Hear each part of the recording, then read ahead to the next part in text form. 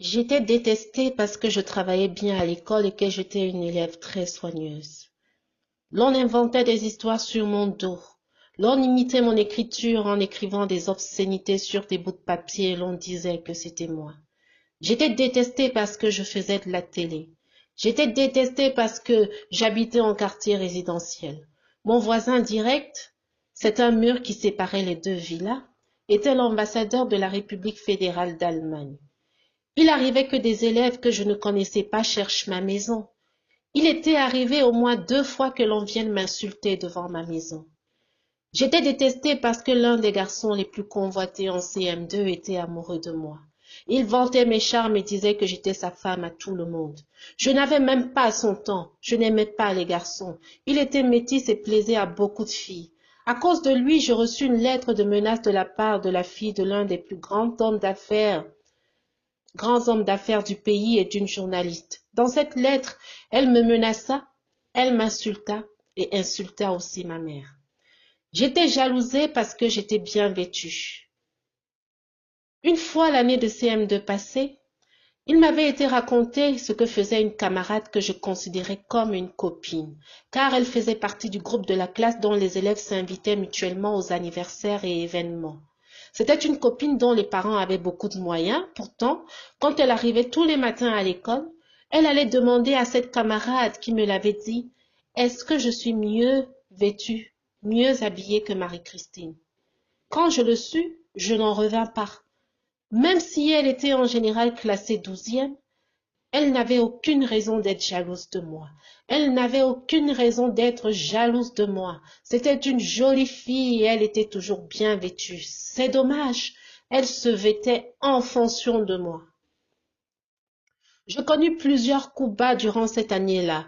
Je fis en sorte de rester concentrée sur mon travail avec le maître. Cependant, en presque toute fin d'année, je craquai. Je décidai de parler au maître pour qu'il résolve mon problème de persécution au sein de la classe, mais il ne fit rien du tout. Il résolvait habituellement tous les problèmes dans la classe, furent-ils banals, mais en ce qui concernait le mien, le maître était silencieux. J'aurais pu tomber en désamour du maître, mais je continuais ma marche avec lui, toujours à l'écoute de sa volonté. Je parlais à ma mère en lui disant que tout ce que je vis, en lui parlant de tout ce que je vivais et que je n'en pouvais plus, que je ne voulais plus aller à l'école. Ma mère me dit, c'est bientôt la fin de l'année, il faut supporter.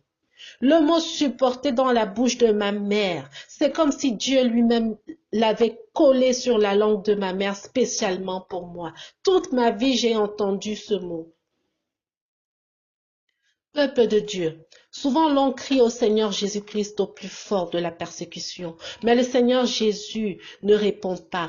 Il voit tout ce qui nous est fait, mais il garde le silence. Le Seigneur agit ainsi afin que nous soyons formés dans la persévérance et que nous sachions triompher dans l'adversité. Seul l'objectif à atteindre est important. Si dans la persécution nous avons le regard fixé sur le Seigneur Jésus-Christ, le consommateur de notre foi, nous pourrons résister à la persécution. Nous allons persévérer et nous atteindrons la victoire.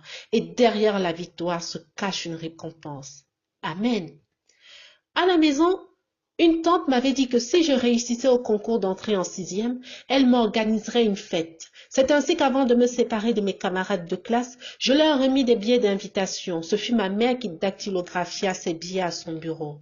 Il était écrit, à l'occasion de sa réussite au concours d'entrée en 6e, Marie-Christine vous invite à prendre part à une fête qu'elle organise à son domicile 6 au quartier. 3 points de suspension. Peuple de Dieu, je célébrais ma réussite au concours d'entrée en 6e au moins 1 mois avant la proclamation des résultats. Je remis un billet d'invitation au très bon maître et à mes copains et copines de classe. Les uns et les autres se posaient des questions quant à ce que je célébrais une réussite dont je n'avais pas la confirmation.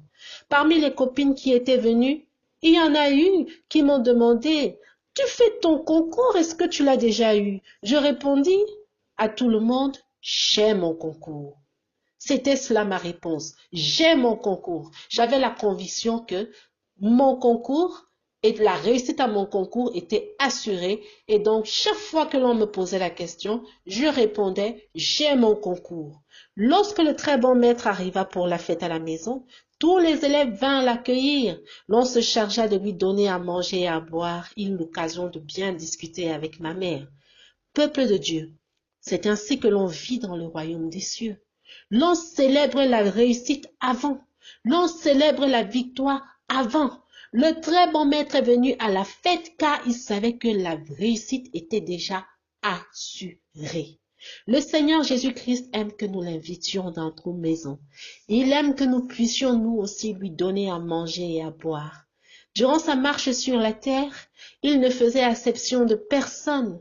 Il se faisait inviter ou il s'invitait lui-même à manger et à boire chez les uns et les autres. Le Seigneur Jésus-Christ ne s'est jamais contenté de manger et de boire. Les moments de repas étaient encore l'occasion pour lui de faire connaître la vie du royaume des cieux.